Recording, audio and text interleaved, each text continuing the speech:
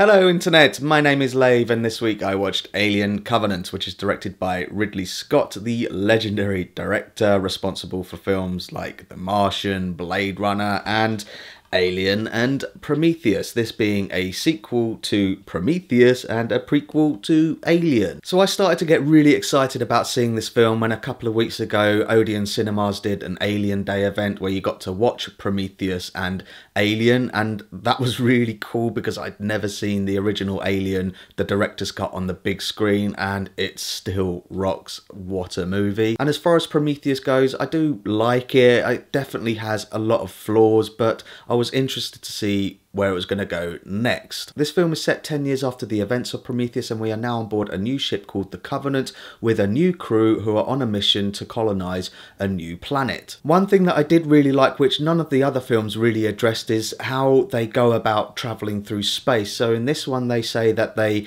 go into like hyperspace, or they jump and then they get a certain distance and then they pause to recharge their batteries. That's when they come out of their hypersleep chambers and check over the ship. Then they will go back into hypersleep and jump again. So I liked that aspect of it. It's explaining space travel quite well, made it very realistic. And it's when they stop to recharge when something happens and leads them to discovering a potentially even better planet for them to colonize. So they decide to go and check it out, and things go seriously wrong. A large part of this film is obviously getting to know the new crew, and I thought largely they all do a really good job. Katherine Waterston is playing a character called Daniels. We've recently seen her in a film called Fantastic Beasts and Where to Find Them. I wasn't amazed by her performance in that, but she does a much better job in this. She shows a range of emotions. Something happens quite early on where you do emotionally connect to her, but I liked her arc and I was rooting for her, which was an important thing for this film. She's no Sigourney Weaver, but largely I thought she did a really good job. Then you've got Billy Crudup, who's playing the captain of the team, and it's through his character that the theme of faith versus science carries over from Prometheus. Certainly it's very clunky dialogue and his explanation is a bit cliched, but eventually I was won over by his character. I thought he also did a good job. And like everyone else, I was a bit apprehensive about the casting of Danny McBride as a character called Tennessee. He's a pilot of sorts and is a bit of a drunkard and the class clown, but he did a really good, surprisingly moving performance actually. He was really good. You've got nothing to worry about there. I also felt the same about the casting of James Franco as well, but trust me, you've got nothing to worry about. And then of course you've got Micahel Fassbender, who's playing a new android called Walter, and he's got a new accent and he's got to do his duty. And I suppose it's kind of spoilerish to say that he's also reprising his role as David. Thematically, this is very much picking up where Prometheus left off, and I think that is going to divide a lot of people. The people who had question marks about Prometheus are not going to be really happy with this, I suppose. As I say, I didn't really mind Prometheus, and I thought David was one of the more interesting aspects from that, and certainly the themes carry over into this, the themes of meeting your creators. Anyone who was disappointed with Prometheus for taking that theological route is going to be disappointed with this one as well, but I actually thought it was okay. And it's very clear that one of the aims of this film is taking another step to bringing it closer to the Alien universe, more like the 1979 film. And it does do that, but I think the steps that it takes are a bit shaky, and that's going to divide a lot of people again. But you do get to see the xenomorph again and the evolution of how that came to be. And it is great to see the xenomorph again, but unlike Alien, it's not an isolation in space film where you barely see him. You see him in all his glory, and he's never looked sleeker and more menacing and agile and terrifying. But in many ways this film really reminded me of Aliens more than Alien, but the road getting to there is a bit bumpy, and yeah, you have to go and see it to see what I'm talking about. It's very hard to review this without giving away any spoilers. Another aspect from Prometheus which carries over is just the production design. It's absolutely gorgeous to look at. The sets look great.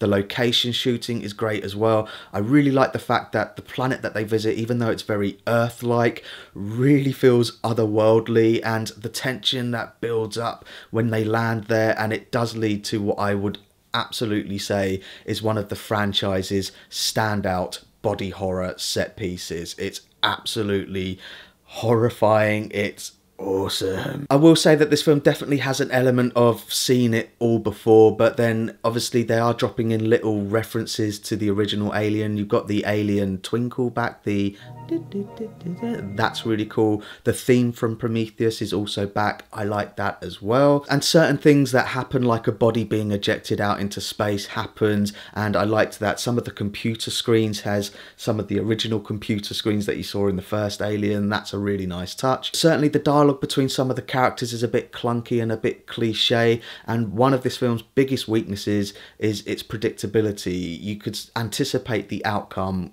a mile away. It's very, very predictable. However, as a cinematic experience, this film is very, very exciting and exhilarating. I really enjoyed it. Is it the best Alien film in the franchise? No, I think it sits firmly behind Alien and Aliens.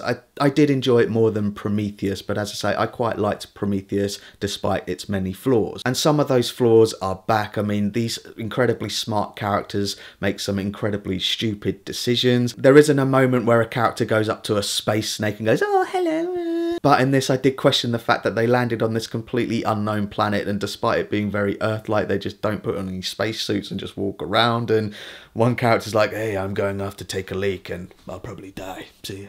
Yeah, it's all very predictable, and a lot of the crew members, you know, are just there for meat for the grinder. But what I will say is that there is an emotional weight to their deaths because they're all partnered, and if one dies, then obviously the partner is left, and you see the emotional reaction to their death, so it had weight to it. All in all, I had a really good time with it. Again, it's definitely got its flaws, but it's a cinematic experience. Very exciting, very exhilarating. So that's my thoughts on Alien Covenant, and pause the video if you want to take a closer look at my enjoyment tracker now. As I say, it was very hard to review this film without giving away any spoilers, even more so because of the marketing for this film. So they released prologues and entire scenes which didn't make it into this film. Some bits did, but some bits didn't. But it isn't like Rogue One where they did reshoots and rewrites.